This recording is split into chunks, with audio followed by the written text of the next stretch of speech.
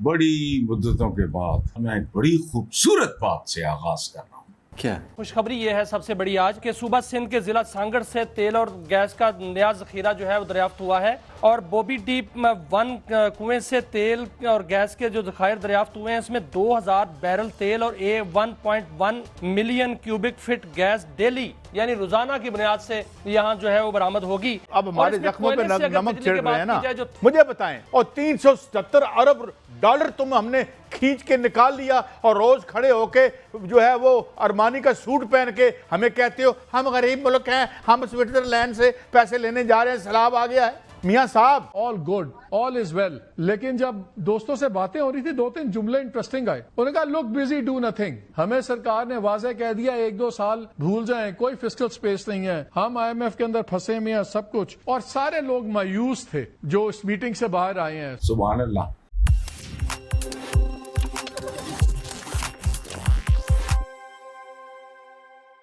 नमस्कार दोस्तों, ताज़ा खबर के एक और नए वीडियो पर आप सभी का फिर से स्वागत है।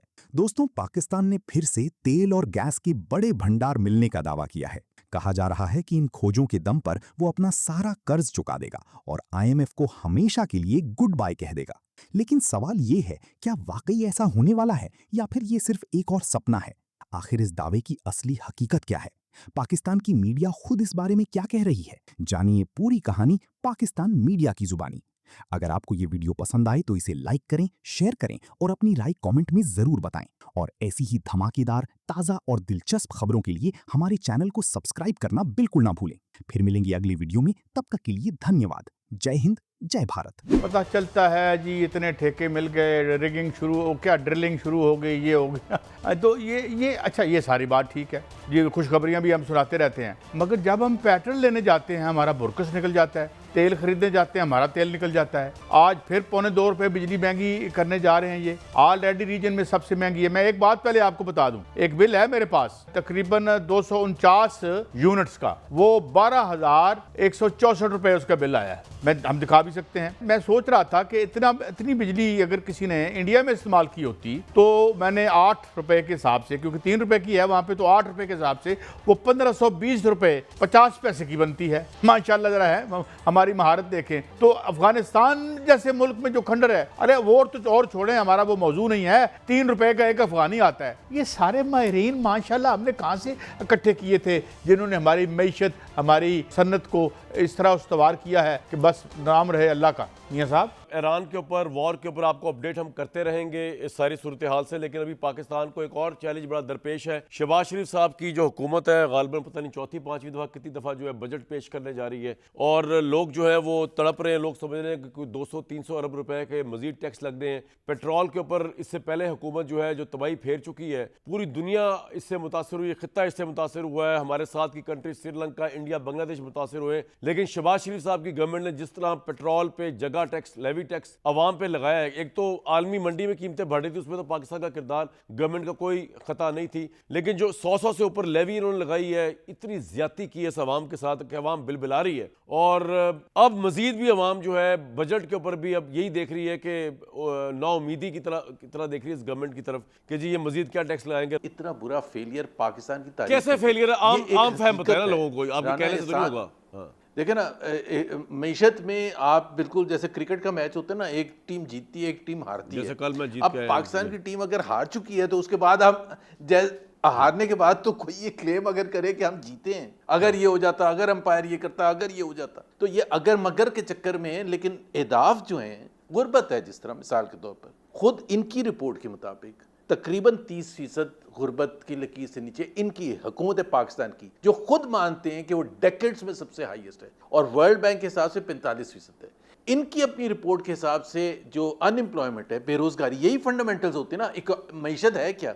अनएम्प्लॉयमेंट इनकी रिपोर्ट के हिसाब से 7.1% है, जो कि इनकी रिपोर्ट कहती है 21 साल की बुलंद तरीन शरह पर है अनएम्प्लॉयमेंट। इनके एहदाफ के हिसाब से पाकिस्तान में पिछले 4 साल पे 90% इन्फ्लेशन, महंगाई हुई है 90%। उसका मतलब ये है कामरान जी सर, कि इनके हिसाब से जो चीज आप 18,000 रुपए में कर सकते थे आज से 4 साल पहले, वो 50,000 रुपए में करते हैं।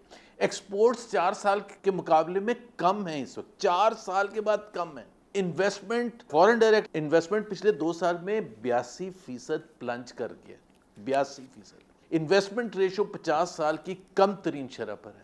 तो अब आप मुझे बताएं, और अवाम को जो मार दिया आपने, जो जिक्र किया सर, बात यह है कि शहबाज शरीफ साहब बहुत बिजी हैं गैर मुल्की मामलात में, जंग रुकवाने के लिए वो आपको पता है कभी होस्ट कर रहे हैं इस्लामाबाद में, कभी जा रहे हैं, इसलिए शायद तवज्जो थोड़ी कम होगी जुबैर साहब। भाई जब जंग शुरू नहीं हुई थी उस वक्त, जंग 2022 में नहीं हुई, 23 में नहीं हुई, 24 में नहीं हुई, 25 में नहीं हुई, और शहबाज शरीफ साहब ने जितने गैर मुल्की दौरे किए हैं, उनके एफर्ट को तो कोई भी नहीं कह सकता 10 आउट ऑफ 10 ही देंगे कि उन्होंने कोशिश की कि किसी न किसी तरह से इन्वेस्टमेंट पाकिस्तान आ जाए। कहते थे कि मैं किसी से अपना वो नहीं तो मांगने नहीं जा रहा। एक बात बताए, क्यों आपके ख्याल में क्यों ये तो नहीं कि शहबाज साहब की कोई शक्ल या राना साहब की शक्ल नहीं पसंद इन्वेस्टर को, क्या वजह है कि इन्वेस्टर नहीं आ रहा आपके ख्याल में इनके पास? सबसे महंगी बिजली पूरे खित्ते में हमारी है, सबसे ज्यादा हाईएस्ट टैक्स हमारे हैं, सबसे ज्यादा लॉ एंड ऑर्डर का प्रॉब्लम हमारे यहाँ है। देखिए जब आप ये बात करते हैं ना, जब जंग की बातें करते हैं, दहशतगर्दी की बातें, उसकी इकोनॉमिक कॉन्सिक्वेंस होता है। जब आपके 4 सूबों में से 2 सूबों में दहशतगर्दी की लहर है और वो खत्म ना होने का नाम तो है, फिर इनका कसूर तो ना हुआ बेचारों का। भाई इन्हीं का कसूर है, और किसने का? अच्छा फिर किसने जब हाथ उठाया था अप्रैल 2022 में, ये तो चॉइस इनकी थी कि हमने हुकूमत में आना है, जबरदस्ती 16 महीने इंतजार नहीं करना। इन्होंने हाथ खड़ा करके कहा कि हम कपड़े बेच देंगे। कहा शहबाज शरीफ साहब ने ये नहीं कहा। दहशतगर्दी के खिलाफ तो पूरी रियासत लड़ रही है ना, अब इसमें शहबाज साहब को तो हम ब्लेम नहीं कर सकते कि अगर 2 सूबों में मामला खराब है। नहीं तो फिर अच्छा फिर उन्होंने ये क्यों कहा था कि मैं पाकिस्तान को सही डायरेक्शन पर लेके जाऊंगा? बेचारों की नियत होगी, जब आपको पता ही नहीं था कि जब आपने 4 साल का, पाकिस्तान की तारीख में इतने बुरे 4 साल कभी भी नहीं आए थे। किसी आप इकोनॉमिस्ट से पूछे, ग्रोथ रेट देख लेना 2.2%। पॉपुलेशन ग्रोथ है 2.2। Government can respond. राणा साहब, कोई कंपनी 80% कंपनियां ने पाकिस्तान में सरमायाकारी के फैसले रोक लिए हैं, इंटरनेशनल कंपनियां इस मुल्क से निकलती जा रही हैं, फॉरेन डायरेक्ट इन्वेस्टमेंट अपनी तारीख की लोएस्ट उस पर चली गई है। हमारा इतना नाम हुआ है, हमारा ऑब्वियसली हमारी अफवाज की वजह से पहले मार का हक में, फिर जो डिप्लोमेसी रोल प्ले किया पाकिस्तान की अफवाज की क़यादत ने, उसके बावजूद जो इकॉनमी आपने संभालनी थी, एक पॉलिटिकल गवर्नमेंट ने संभालनी थी, आपने तो उसका भी फ़ायदा नहीं उठा सके कि जो वर्ल्ड में हमारा इतना नाम हुआ है उसको ही कैश करा लेते हैं। मतलब इतनी पैथेटिक इकोनॉमिक सिचुएशन आपकी जुबैर साहब बता रहे हैं, और अवाम एक्सपेक्ट ये कर रहे हैं कि इस बजट के ऊपर आप कोई 220 अरब रुपए के नए टैक्सेस भी लगाएंगे। सर हालात ये कर दिए। मौजूदा हालात में आज आप डिफॉल्ट की बात नहीं कर रहे।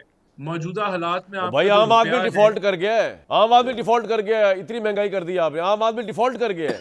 दुनिया के अंदर इन्फ्लेशन आई है, बिल्कुल हमारे पास भी उसके इम्पैक्ट आए और हमने उसको अच्छे तरीके से मैनेज, जिस हद तक हम एक कमजोर मीशत मैनेज कर सकती थी, हमने मैनेज करने की कोशिश की है। और मुझे एक सवाल का जवाब दें आप, मुझे एक सवाल, राणा साहब मुझे एक सवाल जवाब दें लोगों को समझाने के लिए कि आपने हाई टैक्सेस लगाए इस हवाले से कि जी आपका वो रेवेन्यू पूरा नहीं हो रहा एफबीआर का, आपने इसलिए लगाए, यानी कि सबको टैक्स नेटवर्क में लाने के लिए लगाए, लेकिन उसके बावजूद एफबीआर टैक्स कलेक्ट अपने हदफ से नीचे है। जब वो हदफ से नीचे जाती है तो आप और टैक्सेस लगा देते हैं, आप और लेवी पे लगा देंगे, वहां से पैसे ले लेंगे, वहां तो आप एफबीआर को पूरा करने के लिए, यानी टैक्सेस आपने इसलिए बढ़ाए कि जी आईएमएफ की रिक्वायरमेंट है जी, टैक्सेस आपने बढ़ाने, टैक्सेस लगाने, उस बढ़ाने से टैक्सेस बढ़ाने से इंडस्ट्री बिजनेस तबाह हो रही है, ठीक है, वो आपका एफबीआर नाकाम और नामुराद हुआ, तो आपने क्या किया कि आपने नीचे से फिर टैक्सेस लगा दी लेवी शेवी पे, एफबीआर की नाअहलियत इस तरह छुपाई जाए कि वहां से हम टैक्स पूरे कर। तो अब मेरी बात सुनिए, ओवरऑल क्या हुआ? बिजली अलग महंगी हो रही है, कोई बंदा इंडस्ट्री लगाने को तैयार नहीं है, टैक्स इतना है कि कोई बंदा सोचता है कि यार हम पागल हैं कि यहाँ बिजनेस करें इतने टैक्स के साथ। या फरमाइए आप। देखिए, अगर आप मुझे मौका देंगे तो मैं कुछ जवाब दूंगा ना। अगर आप मैं बात शुरू करता हूं तो फिर आप एक दोबारा, आप पहले जुबैर साहब ने, अब देखें तो आपकी तनकीद बिल्कुल ठीक है, मसाइल तो 10,000 है मीशत के अंदर, गुर्बत की जो बात कर रहे हैं वो दुरुस्त कर रहे हैं। पाकिस्तान की जो इकोनॉमी है, अगर आप उसको, अभी हम क्या कर रहे हैं, देखिए खसारे हमने कम। राणा साहब, अब मैं एक न्यूट्रल बंदे के पास जाता हूं, चले जुबैर साहब। देखिए, अगर आप मुझे बात नहीं करने देंगे, अगर आम आदमी के पास रहा क्या है स्टैंड करने के लिए, वो तो गिर गया है। ये सिर्फ 4 महीने की जंग को शुरू हुए 28 फरवरी को शुरू हुई थी, 3 महीने हुए हैं, उससे पहले जो 2.5 साल गुजरे हैं, 3 साल होने को है, उसमें जो हाल हुआ है वो भी आपने एक चार्ट भी दिखाया था कि तकरीबन 30%, हर तीसरा पाकिस्तानी गुर्बत की सतह से नीचे। पाकिस्तान में आप ये देखें कि इस वक्त जो आपकी अनएम्प्लॉयमेंट रेट है वो 25 साल में सबसे ज्यादा है, और ये गवर्नमेंट के फिगर जैसे जुबैर कह रहे थे 7.1%। मैं आपको ये भी बता दूं ये जंग से पहले के हैं, ये जंग जो शुरू हुई है उससे मजीद सूरत हाल बिगड़ी है। तो ये कहना कि अभी 4 महीने की वजह से पूरा सत्यानाश हो गया, ये बिल्कुल गलत है। ये 2.5 साल से सत्यानाश हुआ है, 2.5 साल से सिलसिला चल रहा है और अब जाके उसमें मजीद इजाफा हुआ है। तो ये वादे रहे कि ये सूरत हाल इस तरह खराब हुई है। देखें, इनकी तरफ से कोई ऐसी की पॉलिसी नहीं आई, कोई सोच नहीं आई, कोई कोशिश नहीं हुई। बातें बहुत हुई हैं, इश्तिहार बहुत छपे कि ये कर दिया वो कर दिया, लेकिन एक चीज की तरफ भी इन्होंने कोशिश नहीं की है। ये कुछ नहीं कर पाए बातों के अलावा। दूसरी चीज, असल में बुनियादी मसला जो है, हम ये बार बार कहते रहे, लोग कहते हैं हाँ ये चलता ही रहता है। IMF की वजह से इनके हाथ पैर बंधे हुए हैं, लेकिन IMF के पास ये खुद जाते हैं, मसाइल हल नहीं करते, IMF के पास जाने पड़ते। देखिए, आपको एक छोटी सी मिसाल देता हूँ जो मुझे कुछ दिन पहले पता चली थी, and I was very surprised. वो ये कि पाकिस्तान का सबसे बड़ा मसला जो है दुनिया में इस वक्त ये है कि हमारी पॉपुलेशन ग्रोथ रेट जो है वो 2.5% पे बढ़ रही है। अभी इन्होंने जो आदाद शुमार बताए हैं कि GDP की ग्रोथ 3.7% की होगी, उससे कम, लेकिन 3.2 3.3 भी हुई, तो हमारी इन रियल टर्म्स क्योंकि आबादी बढ़ रही है उसकी थोड़ी सी ज्यादा बेहतर होगी। अच्छा, इसमें एक चीज है कि ये IMF से, ये आपके फाइनेंस मिनिस्टर ने खुद कहा था कि IMF ने कॉन्ट्रासेप्टिव्स पे टैक्स खत्म नहीं करने दिया। अब ये कह रहे हैं कि हमने कहा था, उन्होंने कहा कि नहीं आप कर सकते। अब इतनी बेसिक चीज अगर IMF ये फैसला करेगा किस चीज पे टैक्स लगना है किस चीज पे नहीं लगना, तो फिर ये फाइनेंस मिनिस्टर या फॉरेन मिनिस्टर की कोई जरूरत नहीं। ठीक है, बुनियादी मसला वही है। बिल्कुल ठीक है। राणा साहब जी, आपको रात को नींद आती है सुकून से, इतने लोगों की हाय लेके जो लोग गुर्बत की लकीर के नीचे आपकी गवर्नमेंट के अंदर मर रहे हैं, आपको सुकून की नींद आती है? नहीं, अब कामरान साहब जल्दी पे जो है ना वो तेल मत, मैंने जल्दी पे क्या तेल डाल रहा है? आप तेल डाल रहे हैं लोगों के घरों के ऊपर, उनके रिज़्क के ऊपर, उनके पेट के ऊपर। क्या IMF प्रोग्राम को खत्म, मुझे क्या पता यार, आपकी गवर्नमेंट है, आप बताएं सोल्यूशन, मैंने बताना है? मजे आप ले रहे हैं। हम तो बजट अनाउंस कर देंगे, जो आप बजट बना रहे हैं, कंस्ट्रेंट्स हैं, जो हमारे कंस्ट्रेंट्स हैं उसमें रहते हैं। सर एक मिनट ठहर जाए, जो आप बजट बना रहे हैं ना, मुल्क ग्रो भी करे। अब हमने जो बजट बनाया उसमें हमने 4.1 का ग्रोथ का फिगर। मैं आपको एक मुफ्त का मशवरा दूं ब्रेक पे जाने से पहले, आप थोड़ा सा अपने आप को लोगों के साथ रिलेट कर लें। बताऊं क्या करें आप, चाहे उसकी कोई सुन तो लें सर, लोग आपका लोगों से कोई ताल्लुक ही नहीं है। अभी आपको डॉक्टर साहब बता रहे थे कि आपको कोई ऑपोजिशन भी नहीं है, आपको कोई परफॉर्मेंस का भी प्रॉब्लम नहीं है। मसला ये है सर कि अगर आप सिंबॉलिकली प्राइम मिनिस्टर को रिक्वेस्ट कर रहा हूं मैं और आपके सारे कैबिनेट मिनिस्टर, मैं ये नहीं कह रहा मुस्ताफी हो जाए, अपनी तनख्वाहें छोड़ दें, ताहयात छोड़ दें तनख्वाहें, और आपको इतना पैसा राणा साहब आपके पास, शहबाज शरीफ साहब के पास, सिंबॉलिकली छोड़ दें, AC बंद कर दें प्राइम मिनिस्टर हाउस के। क्योंकि मेरी बात सुने ना सर, आम आदमी के पास तो पंखा चलाने के बिजली के पैसे नहीं ना है। हमारा प्राइम मिनिस्टर या हमारे मिनिस्टर्स क्यों AC में मीटिंगें करते फिर रहे उस अवाम के पैसों से जिस अवाम को पंखा नहीं चला सकते, इतनी बिजली महंगी है। सिंबॉलिकली मेरी बात अर्ज सुन लेना, आपने जवाब देना अपने टाइम पे। नहीं, मैं अवाम की बात ही करूंगा ना आपके सामने, मेरी बात सुने ना। मैं तो आपकी जगह होता प्राइम मिनिस्टर, मैं तो रिजाइन कर देता यार। उससे लोग मैं फ्रस्ट्रेशन, आप लोगों की फ्रस्ट्रेशन, मैं फ्रस्ट्रेशन कैसे बढ़ा रहा हूं मेरे भाई? याशी कर रहे हैं और आप याशी कर रहे हैं, ये याशी पाकिस्तानी कॉन्टेक्स्ट में कर रहे हैं। हम कोशिश कर रहे हैं जिस मुल्क में हम मेहनत कर रहे हैं, जिस मुल्क में हम और कोई यहाँ किसी के पास जादू की छड़ी नहीं है। कोई यहाँ जादू की, जुबैर साहब के पास जादू की छड़ी नहीं है। जुबैर साहब को छोड़े, जुबैर साहब गवर्नमेंट थोड़ी जादू की छड़ी नहीं लेके आए, इनसे पूछे ये कौन सा जादू करेंगे कि फौरन गुर्बत खत्म हो जाएगी। मुझे एक ब्रेक, वो बातें करना जो प्रैक्टिकली तौर पे करना मुश्किल है। जुबैर साहब क्या ये सारी बातें जो मैं कर रहा हूँ, या आप चले एक मिनट, जुबैर साहब ये सारी इम्प्रैक्टिकल बकवास की जा रही है, हम कर रहे हैं जो राणा साहब कह रहे हैं कि आप इम्प्रैक्टिकल बातें कर रहे हैं, बकवास कर रहे हैं। मैं पूछता हूँ ना यार, उनसे पूछ रहा हूँ ना, पूछ रहे हो देना मुझे, और मरने तो दे सही तरीके से। बहुत नाराज जी जुबैर साहब, जी जुबैर साहब। यार राणा साहब बहुत नाराज हैं आज, वो फ्रस्ट्रेशन भी रिफ्लेक्ट कर रही है, बिकॉज 4 साल से ज्यादा हो गए, they have nothing to tell the people. हम ये करेंगे, हम ये करेंगे। भाई आज हम जहाँ खड़े हैं, मईशत इज अबाउट अवाम। अगर अवाम के मसलों को आप मईशत नहीं समझते, देखें इनका मसला क्या हुआ है। ये 4 साल पहले शुरू हुए थे। जुबैर साहब छोड़े, मेरा सवाल है to give fair analysis to the government as well. मेरा सवाल है जुबैर साहब, वो ये कह रहे हैं कि हम पागल थोड़ी है, हम के अपने अवाम को बिला वजह लेवी टैक्स लगाया। अब IMF का शिकंजा है, आलमी तेल की कीमतें बढ़ी, क्या करे गवर्नमेंट? मतलब इनके पॉइंट में भी कुछ वजन तो है ना, क्या करे? मैं एक डॉक्टर अकबर ने जो बात की थी ना, मैं उसको थोड़ा सा एक्सटेंड कर दूं। क्विकली फिर मैं ब्रेक ले लूंगी। IMF के प्रोग्राम में IMF इनको बहुत कुछ कहता है, इनमें जो थोड़ा सा वो होते ना अपना ऑनर, उसकी भी नहीं ये ख्याल करते। जो बात डॉक्टर अकबर ने बताई थी कि कॉन्ट्रासेप्टिव्स पर शिदात इकबाल ने सवाल पूछा कि आप टैक्स वैक्स क्यों नहीं या ड्यूटी क्यों नहीं कम करते, पॉपुलेशन ग्रोथ पाकिस्तान का एक बहुत मेजर चैलेंज है। तो उन्होंने कहा हम IMF से बात करेंगे।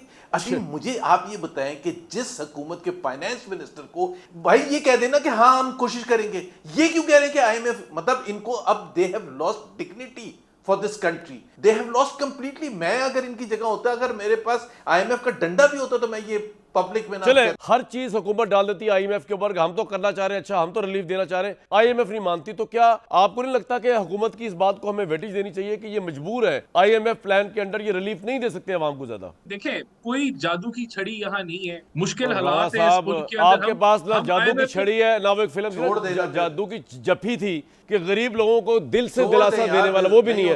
अब अगला सुने, इससे बड़ी लानत और इससे बड़ा थप्पड़ पाकिस्तान की अशराफिया अवाम के मुंह पे हो ही नहीं सकता। रोटी कपड़ा मकान, रोटी कपड़ा मकान, लोगों को बेवकूफ बनाया। 50 साल हो गए तकरीबन, न रोटी है, न कपड़ा है, न मकान है। 20 रुपए की रोटी हो गई, मकान का शरीफ आदमी सोच ही नहीं सकता।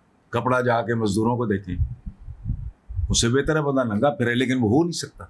बाकी जहां काम हो भी रहे हैं, आने वाले दिनों में सुनोगे तो रोंगटे खड़े हो जाए। ऐसी लुट मची हुई। याद रखना, डेवलपमेंट का मतलब ही डकैती है, अहमी तो नहीं। इस मुल्क में मुहावरा, खास तौर पे पंजाब में, खांदे ने ते लांदे भी ने। बस इतनी कहानी है, ये दास्तान है इस्लामी जमहूरियत पाकिस्तान। खत्म, bye bye, tata, goodbye, गया।